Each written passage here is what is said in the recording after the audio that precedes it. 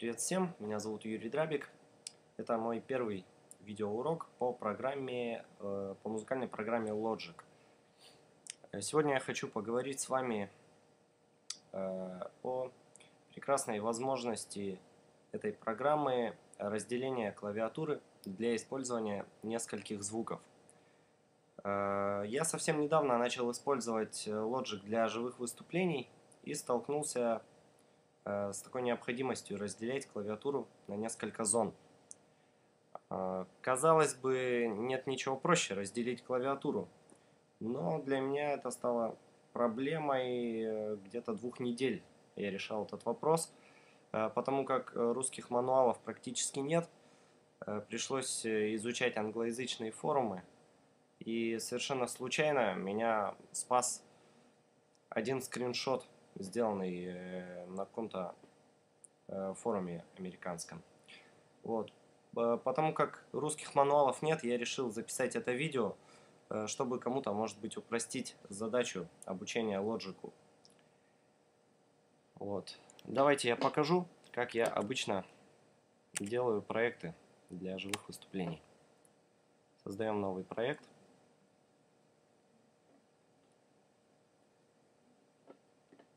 Создаем дорожку.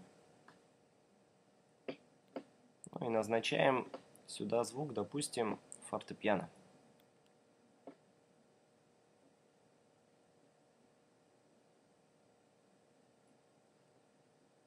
Фортепиано, сразу сделаем ему транспозицию минус 12, потому как оно будет в правой руке. Допустим, мы хотим разделить на две части, да, нашу клавиатуру. Справа фортепиано, слева струнные, как пример. Вот у нас фортепиано работает. Создаем новый трек. Назначаем сюда звук. Возьмем какие-нибудь струнные. Пусть это будут хип-хоп струнные. Угу. Здесь сразу я сделаю транспозицию плюс 24, поскольку мы будем играть в нижнем регистре. Вот, у нас есть две дорожки. Теперь нам необходимо сделать так, чтобы левая рука играла струнные, а правая рука играла фортепиано.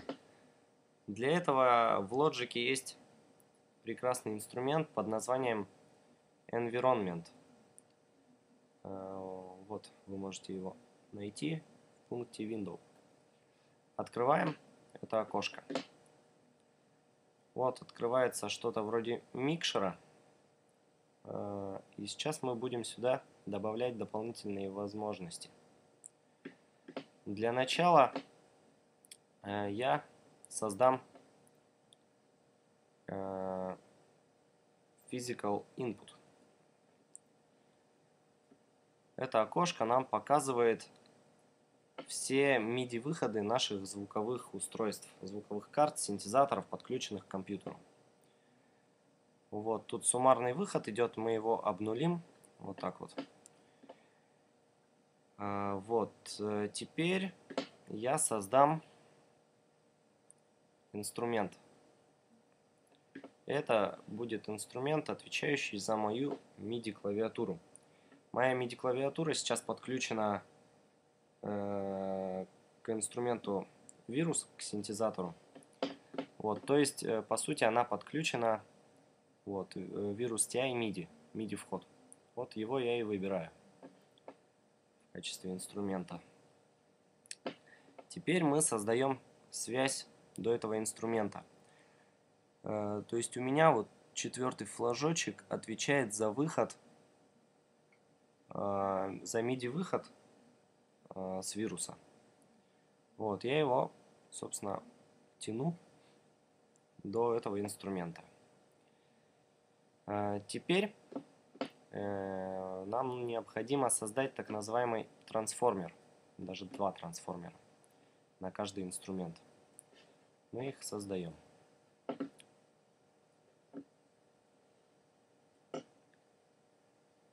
Трансформер — это такая универсальная штука, которая принимает сигнал и может его разнообразно фильтровать. То есть пропускать какие-то MIDI события, какие-то не пропускать. Вот сейчас я покажу вам, как сделать так, чтобы он пропускал определенный диапазон нот. Вот, мы отправляем с инструмента кабель до одного трансформера. Вот он спрашивает, кабель and channel port is set назначен, вы хотите удалить настройки? Я обычно жму нет. Вот, и также из инструмента выводим второй кабель. Вот у нас есть два трансформера. Теперь, собственно, соответственно, с этих трансформеров отправляем кабеля на наши дорожки, отвечающие за фортепиано и за струнные. Вот. Дальше нам необходимо сделать следующее. Мы открываем трансформер, два раза по нему щелкаем, открываем трансформер, который отвечает за струнные.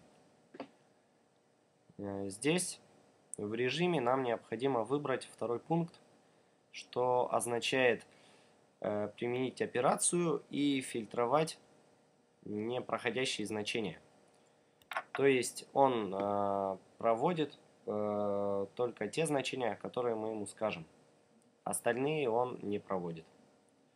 Этот пункт мы выбрали. Теперь необходимо в поле статус указать равно нот, то есть ноты. Мы будем фильтровать ноты. Далее указываем pitch. Я обычно делаю inside, если это диапазон нот. И указываем минимальное тут стоит C-2. И укажем, допустим, C1.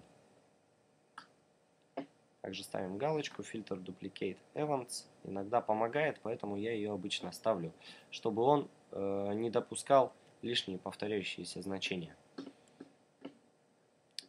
Вот, теперь мы можем увидеть, что у нас левая рука играет струнными. Но также левая рука сейчас задействовала пиано, потому что мы пиано еще не сделали. Пиано по такому же принципу. Создаем ноту. Тут указываем inside, то есть это диапазон. Указываем с ноты D1, допустим, по C8. Также фильтр Duplicate Events. Закрываем. Смотрим. Левая рука играет только струнный. Правая рука разделили нашу клавиатуру на две зоны. Играет фортепиано. Струнный и фортепиано. Зон может быть бесконечное множество. Все зависит от вашей фантазии и ваших потребностей. Спасибо за внимание. Пока.